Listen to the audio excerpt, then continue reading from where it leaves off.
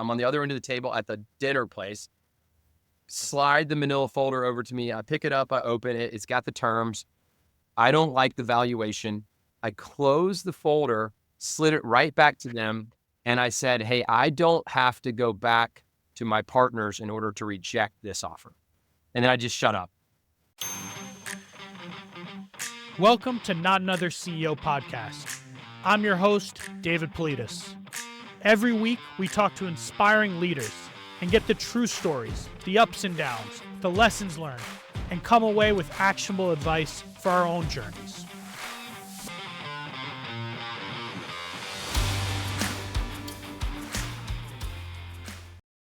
Today's guest is an incredible leader and entrepreneur.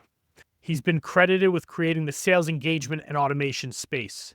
The last company he founded scaled to over $100 million in revenue before it was acquired for $2 billion by Vista Equity Partners. We met back in the early days of the tech scene in Atlanta. We were both part of that ecosystem as it grew into one of the best in the country. I've used him as a sounding board countless times over the years and tell everyone who brings his name up that he's the best sales mind I know. He was recently inducted into the Technology Hall of Fame of Georgia. Please welcome founder, former CEO, and current chairman of Salesloft, Kyle Porter. Oh, David, man, great to see you. I am excited to be here, man. I'll tell you, thanks for that introduction. But David, we've known each other for over 15 years now, right? Going way back. And I'll tell you what, man, one of the reasons I'm so excited to be here today, you're one of the first founders I ever met, maybe the first founder I ever met who was honest and transparent about the problems of business. We kind of grew up in this stage when people were always crushing it when you'd ask them what they were doing. And I'd ask you how you're doing, and you'd go like bullet point good, bullet point bad, bullet point good, bullet point real bad, and I'm working on it right now, and it's the number one thing I'm focused on. And I thought that was awesome, man. I just want to say that I appreciate that greatly. I look back in our email history. I just searched through and looked at all of our emails, and I found that we shared, you and I, over 20 mutual introductions, either initiated from me or from you, with the sole goal of helping each other out. And so for that, I'm very grateful. And another thing I realized is that I emailed you every time we were raising capital, and it was like, Yeah. think about that. And I remember taking something valuable away from every single one of those interactions. And the last thing, man, I've got like my heart bleeds for the city of Atlanta, right? And when you came down, you lived in Atlanta, then you lived in New Yeah. York. But when you opened the office in Atlanta, that was like singing my song, and I think like that cemented me as a fanboy of yours forever. So I couldn't be more stoked to be here with you, and thanks for having me. Thank you, Kyle. I love that. All right, let's jump right into it. First question. So what is the one thing that you did at Salesloft, big or small, that had the largest impact and that you'll absolutely do again if you're CEO of another company in the future? All right. Well, you did tee me up with this. So I had some time to marinate on it. The answer came really simple for me, and I realized I could actually field it with a one-word answer. I'm assuming this is not going to be similar with other people you've interviewed, but for me, the one thing that we did that I believe led to our success, that I would do always and forever with businesses I operate, is it's the word love, LOVE. And I'll extract on that, or I'll tell you more. But when I came into this business, there was this deep love for the people that we were going to attract to be part of the company. There was this insatiable desire to serve and love sellers. And so I think this love for our lofters, our customers, the market, our stakeholders, this led me to be just absolutely fanatical about about leading a high performance team on an ambitious mission. And I remember saying that over and over and over again. What am I doing? I'm leading a high performance team on an ambitious mission. And we kind of summarized all of that into this one phrase that we used over and over and over again at Salesloft, which is organizational health. So I'm happy to unpack that further. But leadership, first and foremost, and then high performance team, ambitious mission. And it all comes from a point of love. I love that. Let me ask you, how did that permeate throughout the org? Like when you were hiring someone, how did you check for that? Whether they were going to fit into that. When Yeah. you were building the product, like how did that permeate itself through how you operated the business? Well, you when you introduced me, you described kind of me as a sales mind. And I think most people who know me do think about that, very early on in their kind of analysis of who I am and what I do. But the irony is that I started Salesloft without the name of a company and without the knowledge that we were going to build a product into the sales market. So I started the company with no business idea and no name. And I started it with one reason. And the reason is that I felt like that if I wanted to take the talents and skills that I've been given and learned and built and use them in the biggest way possible that I can make an impact on the world, I believe that starting a company was the best framework to do that. So pre-sales, the idea of me running a company was I wanted to create an environment where others could come to learn more, to do more, to take their talents and skills to the next level, to serve others and find fulfillment. That was the mission before there was even a product or even a market or even a name. And so, that came from my history, which maybe we get into, maybe we don't, but um, that translated to every single person who came in and was part of the company. And so they knew that that was my personal mission. And secondarily, love for our lofters was the first piece. The second piece was love for sellers once we got into that market. Like I didn't have anyone on the team until we did that. And so what did that, it was, I love sales. I've been selling my whole life. I love sellers. I understand some of the problems that they face. I have a deep desire to learn them better. And then I have a deeper desire to help them solve those. And so we were on a mission to transform the sales profession forever. And if someone came to the doors of Salesloft looking for an opportunity with us and they weren't going to be on that mission, then we didn't want them. In fact, even the engineers, all of our first hires of engineers were people that explicitly professed that they had been in places where they had worked hard to build software, but it didn't sell. And they didn't like the way it distributed. And so they recognized the importance of the sales function in that effort. And so we just injected into everything we did, and it came out transparent day one in the interviews, and we were hiring missionaries. And then the other piece of that is, you know, I was obsessed with personally becoming the best leader that I could be. And then also helping others become what we called, and I think it's a Jim Collins phrase, a level 5 leader.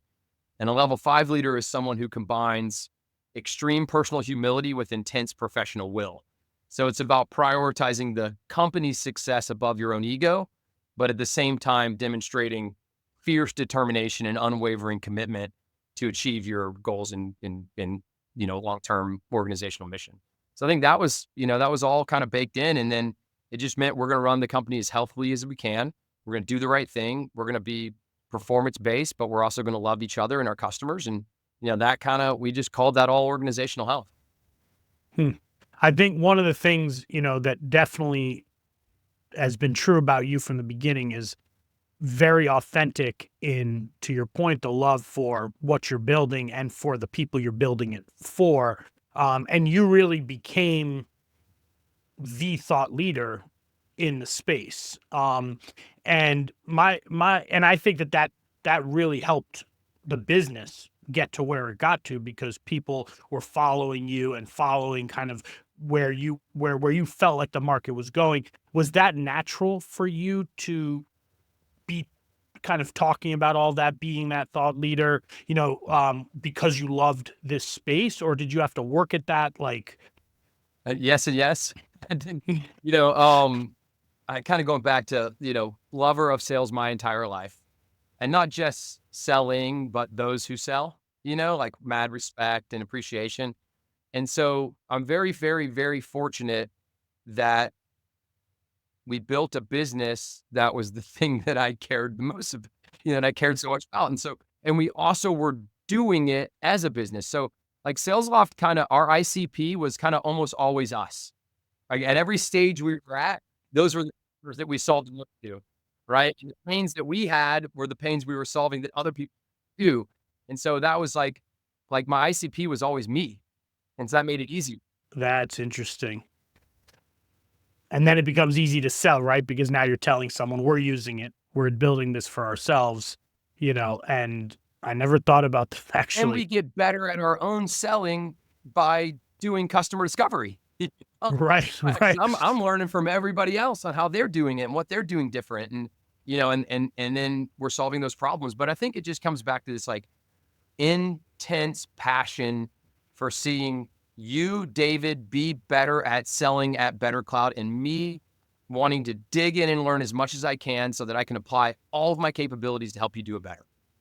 And it's not just software. So one of the things that I tell literally, I'd say I bring this up to 90% of the companies that I work with, advise, whatever, is the story of kind of your creativity in a number of ways. But one that I will never forget is one of those first Dreamforces in the early years of Salesloft. And I would like you to tell the story because I don't know that I do it justice, and I literally tell everyone about it. So I would like you to document it here so that I can just share this clip with people. Okay. Well, I want to take you back to the first Dreamforce I ever went to. And I learned that Dreamforce was a circus. It was the wildest place because it was the largest SaaS event in the world, right? And we were blown away by how much money people were spending on these booths. I mean, like the platinum booth was $1 million, and it was like the third from the best booth. There was like a diamond tier and like I don't remember what the other one was, like, like some like superhero medal or something, and so blown away. So the very first one, we had no money. It's like 3 people on the team, and we walk in and there's just thousands of people, tens of thousands, hundreds of thousands. We took one of those coffee tables from like the hangout area. We put it right next to the entry of the main auditorium, put a Salesloft t-shirt on top of it, opened up a laptop and stopped people and gave demos.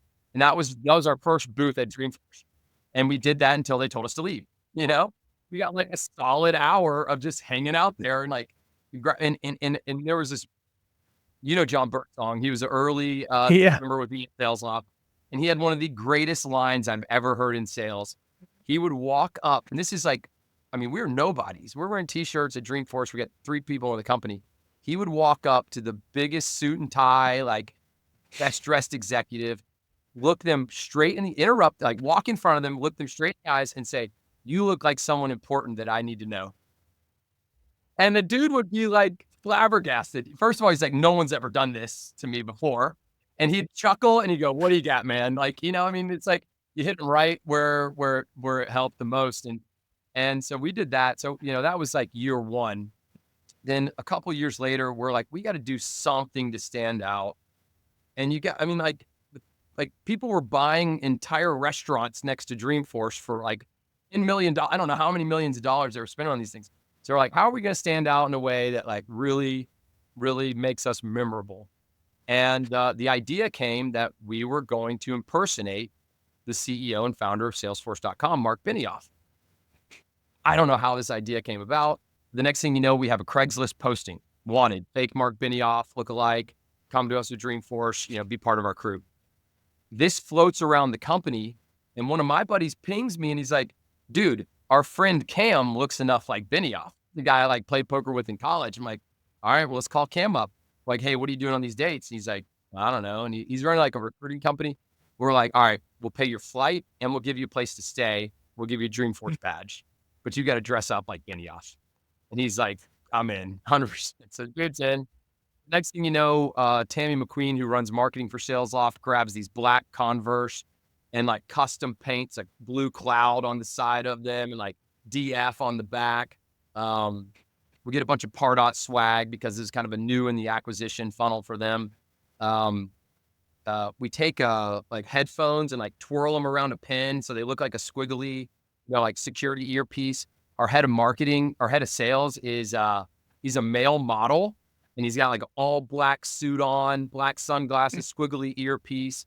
He's walking around. Tammy, our South African director of marketing, wearing her Louboutins with a clipboard, and they got fake Mark Benioff between them, and they just walk around all of Dreamforce. He's signing autographs. He gets up on one of the outdoor stages and like, Oh, I didn't know this. hands to like charity or something. And we don't even know where we're going with this.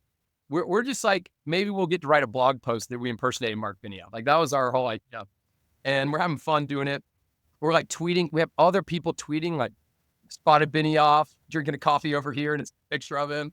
And so it really came to a head when the security team came up to our booth, and we were like, "Oh shit, we're in trouble." And they go, "Hey, Mark is aware of what you're doing. We saw the Craigslist ad. How'd you see that? And Mark is impressed, and he'd like to meet you." So we're like, "All right, let's do this." So we end up like hanging out with them, taking photos of the booth, like faking the real Mark Benioff. He's making jokes like, "Hey, thanks for keeping the press off my back and taking care of it. I had about other things to do." But the highlight of all of it, so Craig Rosenberg, Funnelholic, Yeah. he hosted this party at Dreamforce every year. It was like a cigar bar party. And this was like every ICP and VIP that we cared about was at this party. And so I wanted to be there and I want to shake hands, meet people. So I get there and Craig gets the microphone, looks at everyone. He goes, "Before we get started, I need to announce the greatest Salesforce, the Dreamforce marketing play that I've ever seen.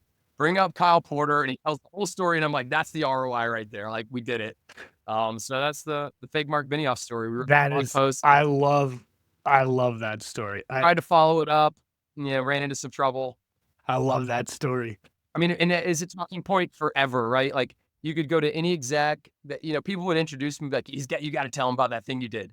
Boom, now we got a prospect. Was there anything you did ever that like lived up to like another campaign or initiative or anything that was No, I don't think there's anything that was as like shocking and storytelling that. I mean, we tried to nominate Benioff for president. Adrian Grenier from the Entourage, that HBO TV show, he got one of our buttons that said like Benioff for president, took a selfie, ended up being in Business Insider. It was like Adrian Grenier wants to be Mark Benioff's running mate. And then the rest of the article was like, is it, at least if Salesloft gets their way, and it was like all about us. So that was cool. We got Jim Cramer. We shot Money at Jim Cramer while he's filming Mad Money. That was kind of fun. We had women and men dressed like Uncle Sam and stilts handing out these buttons and Benioff for president stuff. But now, after that, it became a little more traditional. yeah, yeah.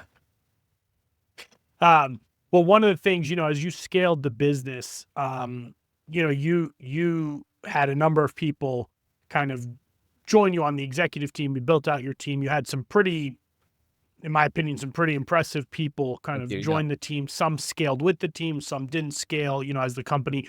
Can you maybe talk about that and the leadership team and what you were looking for and how did you identify, who the right people were to bring in? Yeah. Great question. I think, that starts with kind of, as we talked about at the beginning, the rule number one is they have to be on for the mission. So, we're not mercenaries here. We're on a mission. We want to fundamentally transform sales forever. And we want to create an environment where you're going to learn, grow, do more, become more. So we wanted to punch above our weight class in terms of the caliber executives we could get on board.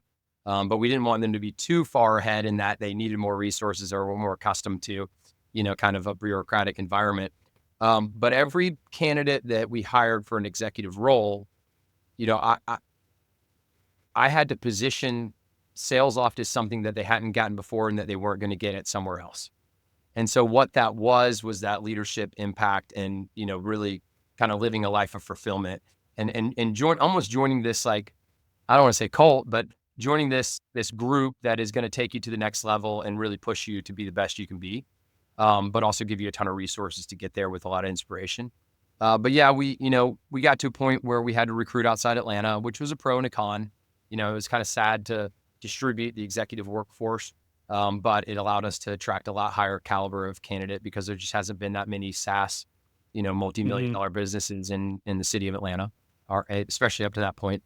I think one of the things I teach, or like, I don't know if teach is the right word, but, I kind of advise or coach founders on that are scaling. I'm like, you really probably think you're going to keep your executive team a little bit longer than you might really need to. Because at some point they kind of reach they either expand their capabilities dramatically or they reach a point where you need to up-level them. And so I would tell, like, I love these people with my whole heart to the day I die, still today. But I would still tell them, like, if you don't up-level, then I'm going to have to level above you. I'm going to have to hire a level above you. Whether you stay or not is up to that new person, quite frankly. And, I had a mentor who once told me, he said, true love of your executives is if you can fire one and then go on vacations with them for years after. And I do have I traveled 10 days ago with someone that we let go after 5 years of being part of the company. And so I did take that to heart, but, yeah, you definitely have you're on an executive team and you're working for a CEO who is, always learning, growing, and doing the best they can, then you've gotta stay at that pace. You gotta grow at that pace too, or else their needs for an executive are gonna surpass your capabilities. And so I highly recommend if you're that CXO, that you just step on the gas and learn faster than the rate of your own experience so that you can maintain your position on the mission. You had a lot of pretty amazing investors over the course of the company kind of journey. Um, when you think about the investors who had the biggest impact, who were those investors? Yeah. Yeah, I think this is one that people can make a mistake on pretty easily. So going back to that idea, what I said, I was committed to learning faster than the rate of my own experience. I knew we had to do that in order to achieve our mission. So I looked at investors as I'm recruiting the best option I know of for us to get better. And I'm Mm. out recruiting investors. And, Series A, I had competing term sheets, and I had a term sheet for common stock at a higher valuation than the preferred stock at a lower valuation deal that we chose. And it was all because of who was behind it. At this point, it was Jason Green of Emergence Capital. But I tracked down David Cummings in the early days, who's kind of the prince of Atlanta SaaS. I tracked down Tom Noonan, who's legendary in Atlanta for his tech operations and investments. After Series A with Emergence, we went to Insight Partners and had Jeff Horing, the founder of the company, on our board. I was obsessed with getting the best who would make us better, and I was willing to sacrifice valuation and dilution in order to get that. But I'll tell you I used to tell people, I'm like, dude, I have the greatest board. They'd ask me like, what's it like with these guys? And I'd always say, and you might even ask me this question too. You might be the one who said this. You're like, well, what's it like working with these guys? And I'm like, dude, they're amazing. They never tell me what to do. They're always supportive. And then the question comes back, well, did you ever miss the number? And I'm like, no. Like, okay. Yes. So I don't have that experience with my board. So I can't speak to that. But I will say that when times were the toughest in those board meetings, they were the most supportive. And then when times were the best, they were the most challenging. Do you think that I mean, those are firms that are literally some of the best venture firms in the world. Um, did they add the same value? You know what I'm saying? Like, did those firms, their scale, their teams, like, did they add the same value, or was there nuance to kind of the different firms and the value Yeah, that they every added? one of them offered different value, except one value that they all provided. And I'm not sure they even really knew they were doing this. Every board meeting, I would leave the board meeting believing this company can be bigger and better than I thought going in.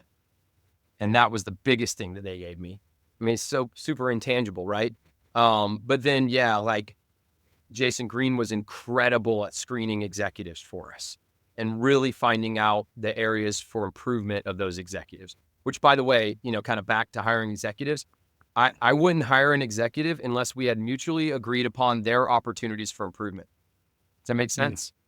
Yeah, yeah. Mutually agree that these are your areas for development. And then they had to give me the thumbs up that they would let me challenge, coach them, and push them to get better in those areas and hold them accountable. So Jason was awesome at that. David's like the everything guy. Like he has a way of having a short, concise, to the point answer for like so many of the different challenges you have. So I call him like he's like the ultimate tool belt, of every challenge and problem. And then Jeff Horing of Insight was really good at raising capital, strategic decisions. Yeah, so they all added tons of value, but they also were really just good all the way around. The other thing I would add that I say to founders is like you can't be like we work level hubris, I don't want to say that at all, but you definitely have to be super confident. And there's a couple moments. I know you like stories. I'll tell you two.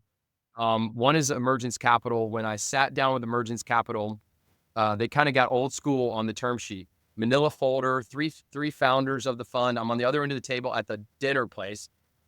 Slide the manila folder over to me. I pick it up, I open it. It's got the terms. I don't like the valuation.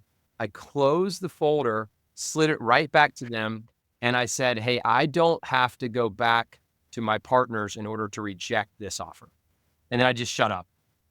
And they ended up going up like, I want to say they went up like from 24 million pre-money to like 29.5 million pre-money on spot, which was super cool. And I had the benefit of Jason Limkin had already told me, hey, I'll invest at 29 million and so like 29.5 or something. So they're like, what number does it need to be? And I'm like, well, Jason Limkin said he'd do it for 29.5.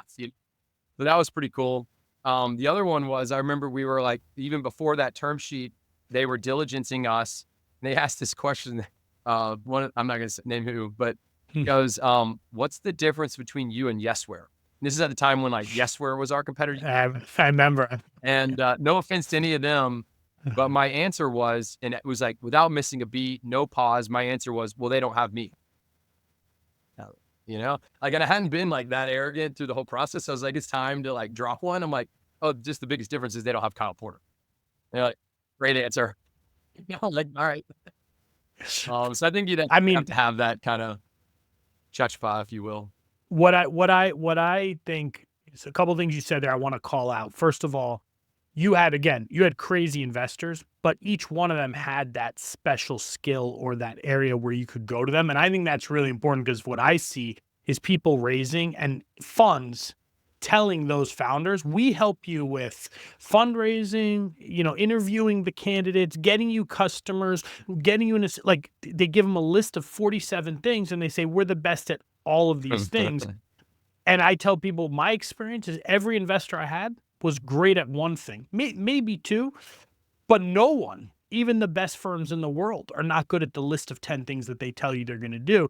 And so I love that because those are specific things that really do move the needle. I mean, interviewing execs, if you're great at that, that can like really change the company trajectory and history and everything. But like, they don't have to also be great at 7 other things, and you shouldn't expect that, And so I think that is one thing that you said I really want to key in on because I think the venture market has become so competitive. There's so many people, and the venture investors pitch bullshit for a lot of this stuff where it's like, how could you do those 10 things well? Like it's impossible. Yeah, I agree. Yeah, so that's definitely, the one thing. And then the other thing I think you said, which I really like, is the power of them helping you think bigger. That for me is probably maybe the biggest thing a great investor can do is make you see that when you're in the weeds and you're down here and you've got this problem and they're like, but wait, you've got something here that could be much bigger. And I feel like that's actually something they don't sell when they sell themselves. That's actually really powerful. Not only do you, David, have something that can be bigger, but you have more capabilities. You are better. Yes. Right? Yes. And I would walk out of there with like, boom, confidence in me, confidence in the mission, just up every single time. And so, yeah, I think that was definitely the biggest one. I love that. Let's talk about Atlanta a little because, we have one more thing. Yeah. And you helped me with this. So you raised a venture debt round before we did. Do you remember this? Yep. And I was like, dude, tell me about this. And we dug in, and Bart was your CFO at the time, I believe. Yeah. Spent a bunch of time with him. And what I didn't realize was how powerful having that venture line of debt was in the equity negotiations, like in fundraising.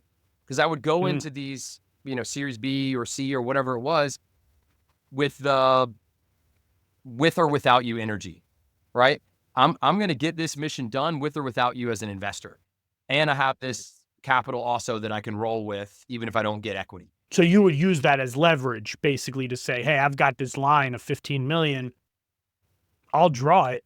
I don't have to do this round. And maybe not even like a vocalized leverage to them, but just in my heart, I know, like we don't care whether they come, lay, pray, or stay. Whatever happens, our toes are still tapping when we're talking to the equity guys. Yeah. I like that. I think that's a Fast Times at Ridgemont High quote.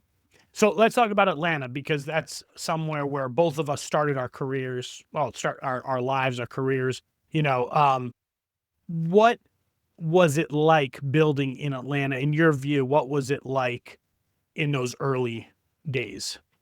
I think there were some benefits and there were some challenges, right? Uh, the benefits were that since there wasn't an abundance of capital, we were resolved to building real businesses, you know, like focusing on customers and revenue and organizational health over playing the Silicon Valley, Bay Area venture capital popularity contest, right? There was none of that. And I think that was really good because it set an awesome foundation for the business. Um, that was the best part. Uh, there are really good founders that give back in Atlanta, um, and kind of that angel stage, and that was awesome to be able to know that there are successful, multi-exit, awesome entrepreneurs in the city that are willing to give you their time. And maybe it's because they don't have 200 people asking for their time, right? If you're Bay Area, you got 1,000 maybe, so maybe that is partly the benefit. And then I think the challenge is, like at first, I mean, we started the company 2011. The world wasn't as flat then, especially as it relates to Bay Area investors, deploying capital in, Georgia. And so I Hmm. think, capital was different for us. So we had to kind of like really bootstrap it at first, raise angel money, but no institution. We didn't raise an institutional round of capital until 4 years after we started the business, you Wow. know? Um, and when we did, it was the first investment in Atlanta that Emergence Capital had made, I think they might have like one follow on that was out there that ended up being out in Atlanta. Um, so yeah, and then the executive thing was tough. There's not a lot of like really seasoned executives as you're scaling up to 100 million and beyond that have kind of seen the playbook. There's not a lot of IPO SaaS people in the city. So that was a little tougher. And so we chose to go remote based on that. Hmm. For me, And how about now? What is your view of the city now? better, I mean, like when someone leaves SalesLoft, they have a multi-billion-dollar exit under their belts and then they go somewhere else and maybe in Atlanta, like more than likely in Atlanta. Um, you know, I'll, there's a lot of great startups in Atlanta that have great ex-lofters and that have capital from the exit of SalesLoft on their balance sheets, and better clubs too, right? I mean, like people, Yeah, yeah. no one stays forever and they go on to other things and they can contribute to the business. So I think it's better. Um, I think that Atlanta probably didn't participate in ZERP as much as the rest of the world or West Coast did. We still did to an extent, I think. But because of that kind of more traditional business environment, I mean, even us, if you look at our numbers compared to our West Coast competitors, we burned way less capital, and had way better unit economics. And it's kind of because we had to, and I'm glad we did. I think for me, the Atlanta thing was it's interesting to look back on, because you do realize that there are amazing founders, amazing entrepreneurs, amazing companies, and in these markets there's many others that are like Atlanta, in the country and in the world, and they don't if you don't have the sources of capital, if you don't have people who have done it before, it is hard. I mean, it's the friction is much higher. And as you start to have that in the ecosystem, it starts to kind of smooth out that growth and that I don't know. It was because now, I mean, now in Atlanta, you can go somewhere and be in a building, with surrounded by a bunch of other tech companies and be having coffee and run into another fountain. Like that didn't literally we'd have to seek each other Yeah. out, and especially to get like there wasn't the I mean, there were no network. I feel like I went to a networking event, it was like 12 people, like it was that didn't Well, exist. I mean, what is it? Wednesday, at lunchtime right now, if you go to In-Town Golf Club, there's 5 tech founders in there having lunch today, right now. I'm pretty sure of it. Right. And then if you Right. go, and then after this afternoon, if you go to the Atlanta Tech Village and grab a coffee, there's 4 to 5 tech founders in there having coffee. And it's a 4-minute mile. Like once you see it, it's a lot easier to do it. Yeah, exactly. Yeah. So you mentioned your competition, and you've had some pretty fierce competition, let's say, I don't know how you want to say that, but over the years, how have you approached competition? Are you kind of obsessed about beating the competition and kind of head to head, we're going to out feature them, outsell, or is it we're going to go down this path and build what we're building and kind of try to put blinders on to that competition? We said we were going to outlast them is the way we thought about it. But let me talk about competition. I'll share kind of some of my thinkings here.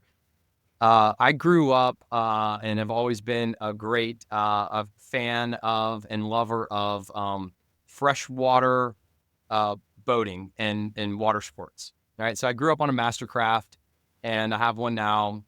Mastercraft's one of my favorite brands and companies in the entire world. This is like a 50-year-old business and they're number one.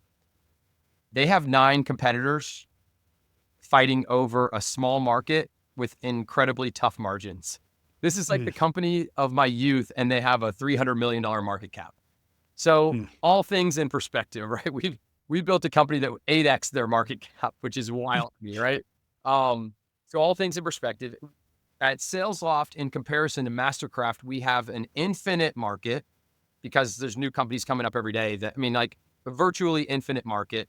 And we really only had one competitor at a time, which we routinely fought and beat. So with less resources than those competitors, right? So that gave us a lot of confidence. I mentioned the Yesware thing. They had raised a bunch of money from Foundry and Brad Feld. We didn't put a target on them, but we knew we were better and we knew we were going to be better. And so we did. And then I remember ToutApp raised money from Andreessen Horowitz. Yeah. I remember when they raised that round, the CEO tweeted, "This is the last round that's going to be raised in this space."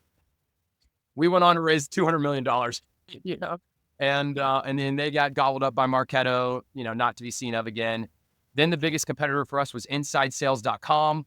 They raised like $100 million between Microsoft and Salesforce.com. They ended up having us try to buy their assets, and we wouldn't even lowball them because we didn't want to do it because we'd rather just take their customers, And then the next one was Outreach, who raised a ton of money, and we've surpassed them now as well. And I think they burned a ton of money. They zerped it out. All of these companies were great competition. They encouraged us to fight harder. They made the market better. They pushed us, but we just had the mission of we're going to outlast, and we're going to do it the right way. We didn't say we're going to strategically be much different than them other than the organizational health and values piece, which was the most important thing, quite frankly. And we have new competition today. So, game on. But, our friend David Cummings, who founded Pardot, sold it to ExactTarget and later Salesforce. I asked him, I said, what was the biggest surprise of the Pardot journey? And he said the single biggest surprise of the entire journey was how nasty the competition with Marketo got. Like how kind of edgy it felt like they got on him. And we felt the same thing with one of our competitors, quite frankly. But at the end of the day, you can't control what they do. You can only control how you act. And I think everyone know that. And so we just wanted to be the best we could care more about the customer than anyone else, out innovate, out execute, and outlast. I think going back to what you said earlier, and I really think this is important for people to hear, is I do think that your authenticity about this market and loving this customer and the seller and the problem, I do think that is actually what, because competition has gotten so crazy. Like the competition now, if you start a company today, some random company, within a year, someone's copying you. Probably 10 people are copying you. Within a couple of years, you've got 100 competitors because it's just too easy. It's too easy to build the products. It's too easy. And so you can't actually, the product is not, at least in my opinion, I don't think the product can really differentiate or can't differentiate long enough, fast enough. Like you have to have the team, the community, the thought leadership, like that actually is I feel like for some period in SaaS, the product was the differentiator. And now the product has become I don't know. Does that make sense? Like absolutely. Our number one, our original marketing mission was to do everything that we can. This is the marketing team. is to do everything that we can to help our customers sell better, period. Even if it has nothing to do with the product, right? We'll come in and give you a lesson on the 10 best ways to hire your sales team, right? Like we're going to do everything we can to teach you how to sell better. And sometimes that might include the product, right? Hmm. And so, yeah, I'm game with that. I mean, if you understand your customers, if you care about your customers more, then you're going to understand them more. If you care about serving them better, then you're going to come up with the solutions better. You're going to deliver those in a way that helps your customers get to where they need to go. And so, yeah, I mean, that's differentiation. And sure, I mean, like a lot of these apps. Now, I think at the stage where Salesloft is today, the edge case learnings of, connection with 10,000 CRMs and email servers and all the enterprise security capability, like all those edge case builds, that would be very difficult for a company to just kind of rail off and copy. And that's, we've had big hyper funded competitors that moved into our market, but never really did because we've got, 12, 13 years of these edge cases. So I think there is some of that as you get into enterprise software, but for early stage, I agree. Yeah, it's easily copyable. What do you think in this space, in your space specifically, like what is the impact that AI is having and will have?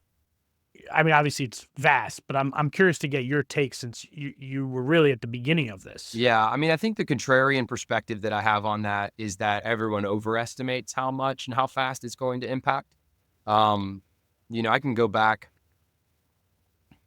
7, 8 years ago where investors looked at me in the eyes and go, I know AI is not impacting sales today, but it will within the next 18 months. And then 18 months later, I know it's not, but it will within the next 18 months. And that story is continued. Like we're pretty far into the large language model revolution right now. And there's no like standout startup sales AI solution, right? Like we've been baking it into our application and our offering way before people were using GPTs, and we didn't even call it AI. It's just smart, it's just like using data to help make recommendations. Like that's the way we thought about it. And we hired people that, were understood AI and were, applying it, but we never really marketed it. I think we kind of felt like that the marketing was a little bit of too much sizzle and not a lot at stake. You look at what Salesforce.com does. Like, I mean, what an Einstein came out, I don't know, 7 years I ago. remember, yeah, yeah, I yeah. I don't think it ever turned into a product. Like, I mean, half the shit they say on Dreamforce never becomes a real product. I remember there was a talk our VP of sales at Salesloft gave when he was at Salesforce, and we saw the video, and I'm like, "You pitched all that stuff? Did that ever come to?" No, never once. So I think there's a lot of that. Um, but in reality, what we're doing at Salesloft is we're saying, one, what are the actions that can be done without the need of a seller? Okay, let's automate those things. Two, what are the things a seller needs to do and how can we really speed it up? And how can we populate the action they need to take in their execution queue and make it easy for them to act on it, right? And so it's getting really smart about next best action. It's getting really smart about using the data that you have to prompt communications for the sellers, to prompt next steps for them.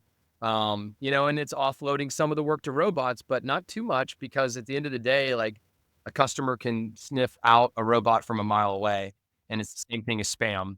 The best spam filter in the world is the human receiving it on the other end. And so I think, it's got a long way to go, but it's still, it's less sellers, per ticket, if you will. But it's not replacing their work. It's empowering them to do a better job, kind of like the Hmm, Jarvis and Iron Man suit for Tony Stark. hmm. Yep, I like that. Um, Now you're no longer CEO at Salesloft, you're chairman. Um, why did you step down as CEO from the company, when you did? We sold the company in December 2021. In Q1 2021, I went to the board and I said, I want lofters to participate in a liquidity event this year. Now, that didn't mean it needed to be majority or strategic. A minority recap would have worked as long as there was a tender offer for the way I positioned it. The way I stated it in my head over and over again is I want lofters to participate in the value they've created in the case that the market might change dramatically, because tech markets Hmm. can change dramatically, right? So that was the first thing that kind of, I thought about was that. The second thing I would say is Tom Noonan, board member of ours. He was the CEO of a company called Internet Security Systems. He told me a story about in the dot-com bubble, how his company had an offer to sell the business for $3 billion and the board turned it down because they wanted to remain independent and go public. His son was a fifth grader at the time, and they ultimately sold the company for $2.5 billion, but when his son was a senior in high school. And that was lots of international travel, lots of dilution, hiring and firing, ups and downs, challenges here, challenges there. Um, and I didn't want that to happen for me. That was really a motivation. Um, some other motivations were COVID. COVID changed the way things felt for me a good bit. I was like, my superpower was like walking in the office, dude. Like I'll walk in the office and I'm pumping everybody up. I'm loving every lofter. I'm getting them together as much as we can. There's no place that I would have rather been in the world at that time than standing on stage with lofters, customers in the market in the room with us. And that was just like my favorite time. And that went away in a moment's notice with COVID, right? I mean, we had our annual sales conference set to go off in mid-March in San Francisco. And we had like 2,000 people that had bought tickets. We had $2 million in sponsorship sales. We had paid the speakers already. We had like deposit on the hotel. And I was like, that was it, man. That was the most alive that I could feel every single year, was marching into Rainmaker and just stepping on that stage. And that went away and that changed things for me. I still love the company. I still love my job. I still love our customers, but I didn't get to exercise my passion in the way that I had prior. And so that kind of weighed on me a little bit. But I'd say the very biggest reason that I wanted to do this deal was that uh, the day I met my wife, who from college at Emory, April, on our very first date, she asked me what my dream was, and I told her it was to start a technology company that made a dent in the world. And I asked her what her dream was, and she told me that it was to restore the glory that once was in the tangerine and citrus business, in the Florida citrus industry, which she's a fourth generation Floridian farmer. And so here I am now, 15 years married. April's been supporting my dream for over a decade. And now I have an opportunity to go and support her dream and, get some liquidity and apply it to that. And that was the kicker for me that said, go time. Thank you for that. And I think the COVID one for me is one that really resonates with me. I when I went back to the office in like June of 2020, I think I actually cried when I actually walked in the office and everyone's hoodies on the back of their chairs and literally coffee cups were where they left them.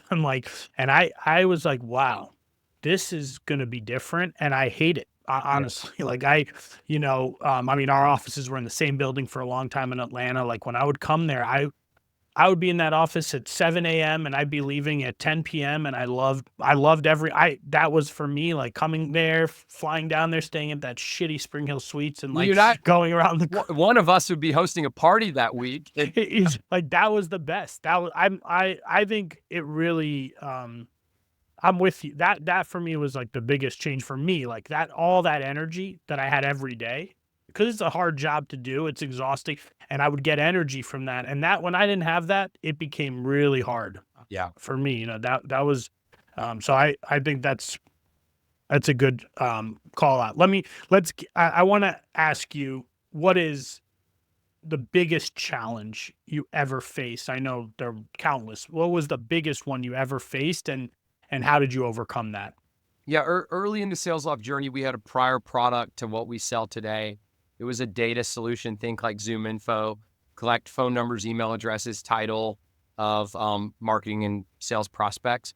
And the way we did it was we had created a Chrome extension that allowed users to capture information that they found on their own LinkedIn searches. It's called Prospector, and it was a wild success. It went from 0 to 7 million in ARR in a 18-month period of time. And it didn't use the LinkedIn API. What it did is it allowed users to, their Chrome extension would scrape what was on their website in front of them. But it was the fastest and best way on the internet to build a most accurate targeted list of leads. We built it, we sold it, it really worked, it scaled, but it was kind of like a house built upon the sand because it wasn't our environment, it was LinkedIn's environment. And they didn't like that. And so they came after us. They couldn't technically shut us down because we didn't use the API. But they threatened to sue us and yelled at me across the table once. But the worst thing was I walked into the office one day and Katie Christian, one of our incredible customer success execs, walked up to me and she goes, Kyle, my LinkedIn is no longer, I no longer have a LinkedIn profile, and neither does anyone else at the company. And so LinkedIn, as a negotiation leverage tactic, had removed our LinkedIn profiles.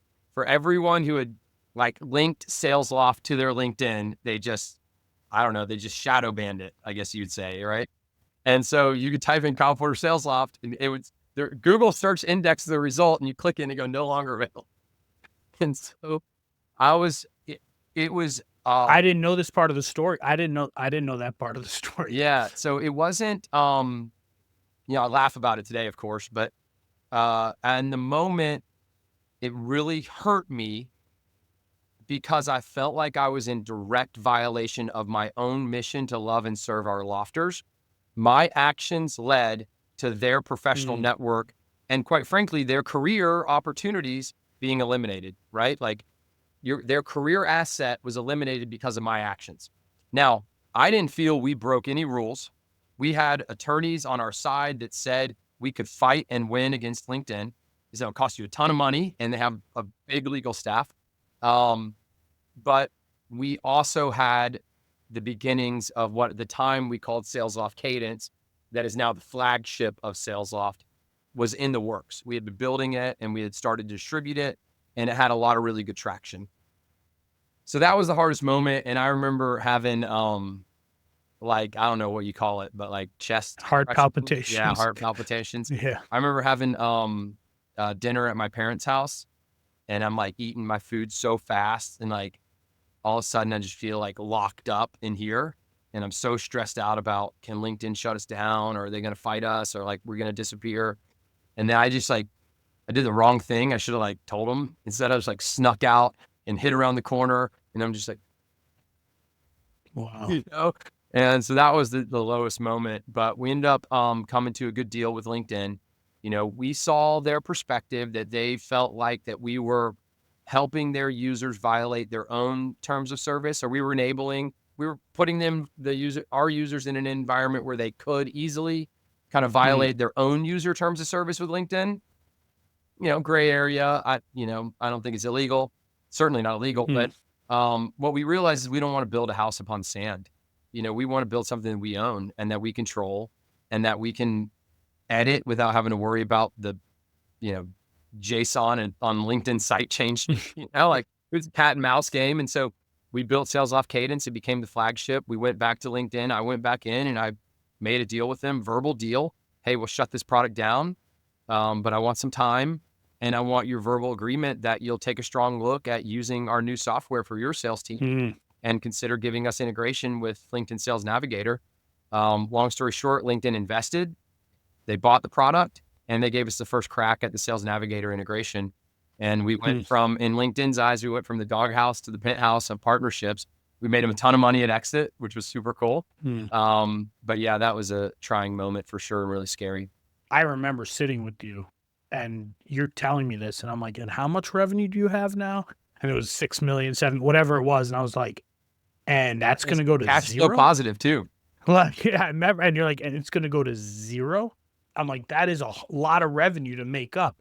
And yet we have this product, whatever. I'm like, this is going to be one of the craziest comeback stories if you go from 7 to 0, and that was, I mean, to get to 7 million of revenue is hard, to get to that and to get that fast is like, it's hard even today, and I remember that, and I was really like, uh, I didn't know the part about them shutting off the actual LinkedIn profile. Yeah. So then, We made a tombstone, RIP prospector, and yeah, we like signed it and put the dates. And then I had like carried it with like some incense in my hand, like, oh, walking down the halls, and I popped it right down the middle of everyone. And we made a hard turn, and we went all in on the future of the company, and it turned out to be a good bet.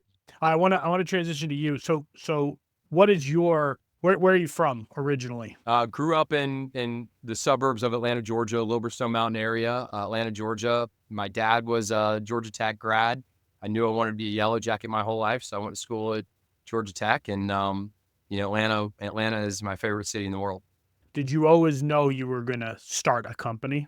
Yeah, I think so. I mean, I sold Beanie Babies and baseball cards and like comic books, and I bought and sold bicycles and computers when I was a kid. I was like, like the 1996 Olympics came to town in Atlanta, and I bought the lapel pins and would sell them like frenzy down at Centennial Park. I loved. I remember like selling GI Joes in the neighborhood, and kids' eyes are lighting up, and I'm like feeding off that energy. And so for me, it's like when someone needs something, wants something, or maybe even doesn't know how valuable something could be in their life, and then someone just helps them get it, like that is just so cool to me. So I've always been a fan, and I think that led to just knowing that that the only way that I would feel fulfilled or that I was doing my part was to, be an entrepreneur. Do you think do you think you were born with that? I mean, do you think like everything you're describing, like were you just born that way? That's in your DNA? I had some super serious complications, health complications as an infant and as a child, and they led to some like insecurities in me where Hmm. I had a nurse that would come to my house once a week for the first 10 years of my life and drop Gamma Guard like IV fluid in my body to fight off infection. And so I kind of had this maybe like something to prove from an early day. Like, I don't know, I felt like everyone else was normal and I was like this sick kid. And so I needed to like prove that I wasn't that guy. And so I think maybe some of Hmm. that insecurity led to like wanting to stand out, be different, make shit happen. So I think to be real introspective and kind of transparent, I think that might have come from that. What was like, let's say your biggest break, like in your career, if you think back, like, was there a moment in time, a person, like a break that put you on the path? Well, I went to rehab. Yeah, in college, I partied too much and, you know, got in trouble and got arrested and ended up going to treatment and actually fundamentally changing my whole life. And November 29th, 2002 was the date. And that was a what I realized up at that point, kind of going through this program, I realized that my whole life I had these like talents and skills and capabilities, and that I had used them like squandered them basically, but also had used them like selfishly. And I came to this conclusion that I'm like put here for a reason. So I want to use these talents and skills to make the world a better place. And that's what I'm gonna do for the rest of my life. And so I like kind of the script flipped for me in 2003, and my whole life changed in that moment. And so entrepreneurship was great because it was the best platform for me to use to make a difference in other people's lives. Yeah. So a little bit of trouble, a little bit of stupidity, a little bit of like trying to be cool to, probably goes all the way back to childhood insecurity, quite frankly. But I've worked through it with my CEO coach a bunch.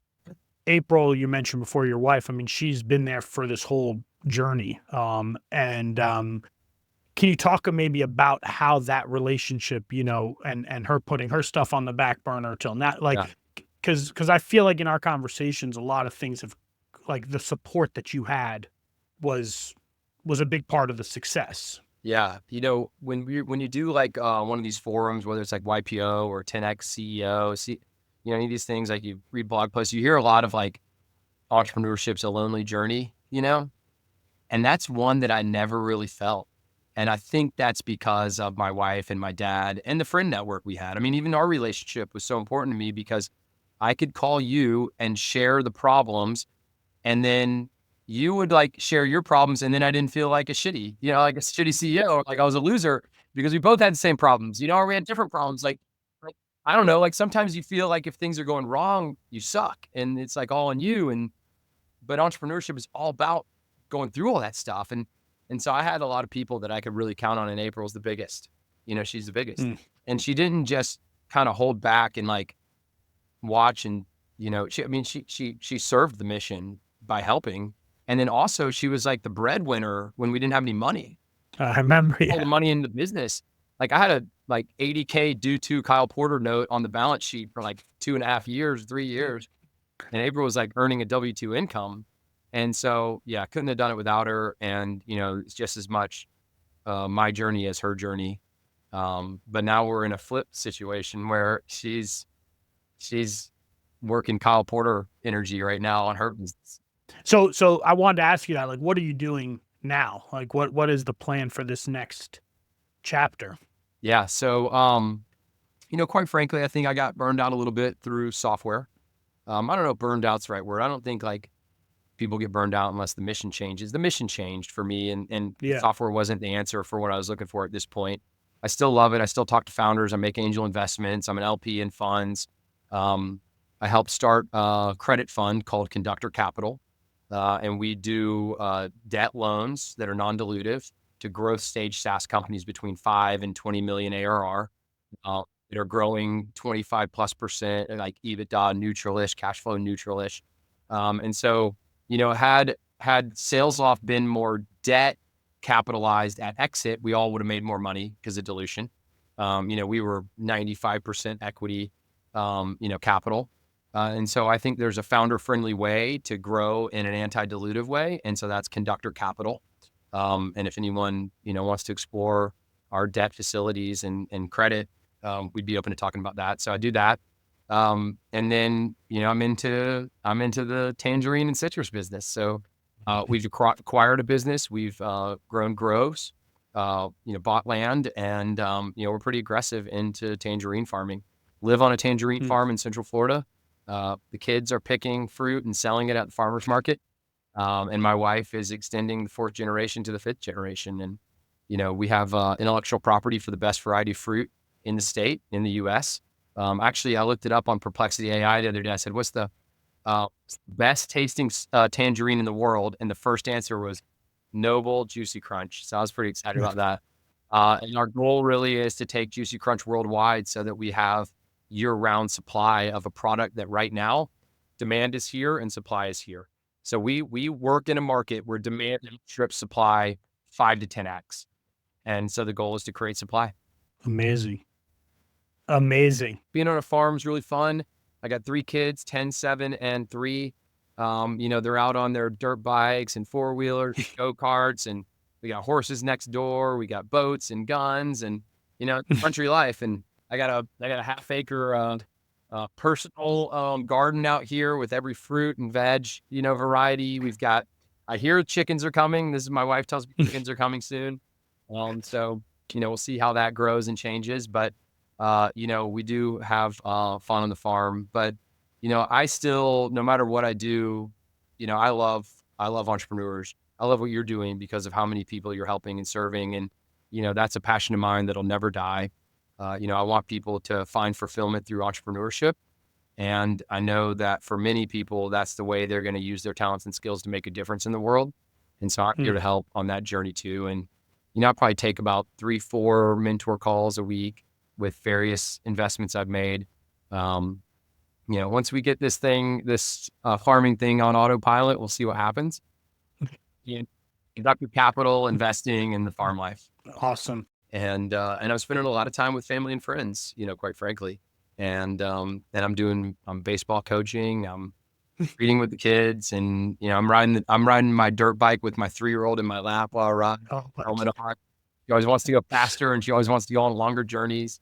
I'm like one of the only dads at all the field trips. I drop the kids off for school every day, so it's good times, and really grateful for the journey that's led us to this point. I say all the time, like I first 6 years of my kids' lives, something like that, I didn't see them. I didn't And that was the sacrifice to make, Yeah. 6, 7 years. And we were watching videos the other night, and I was like, from that age, I don't even remember like that entire age, and I think that it is a gift and lucky to be able to spend the time with them, now, and it probably won't last too long because then they're not going to want to hang out with us. So basically, at least you have a 3-year-old, so you have That's like right. a little bit of. Hey, well, one of the things I'm doing, and maybe you've already thought of this, but so my daughter's 10, and we made a pact 3 years ago that every single year for the rest of our lives, we're going to take a trip to go see a band she likes. So just Just you and me and her. her. So we went to Luke Bryan 2 years ago, went to Luke Combs last year, and I think we're going to go Post Malone this year. He came out of the country out. Yeah. And then my son, we have a pact that we're going to go to every MLB ballpark in the nation. And we don't know when it's going to be done by, but we've got 3 of them so far, and we're going to keep going. So I'm doing these things so that I have regimented ways to stay in their lives when they're 14, 15, 16, 22, who knows, right? So we're going to keep trying to do that as long as they'll let me. And that's just a way to kind of try to stay in. I love that. What is, last question for you? What is the one thing, knowing everything you know today, at this point in your career, what's the one piece of advice you would go back and give yourself before you started your career? I don't know if it sounds cliche, but I think it's just keep going, dude. Just don't stop. Don't let anything stop you. Just go, go, go, go, go. Because when you just put your head down and drive and figure out everything you just go fast, do things the right way along the way. Think for the 40-year vision, but just go for it now. And I think that's probably the only thing I could think of that, I know it sounds a little bit like anyone could say, just do it, right? Or whatever. But that's me, man. That's how I feel. I think people need to hear that, actually. I think people need to hear that. I think that actually is something that people, it's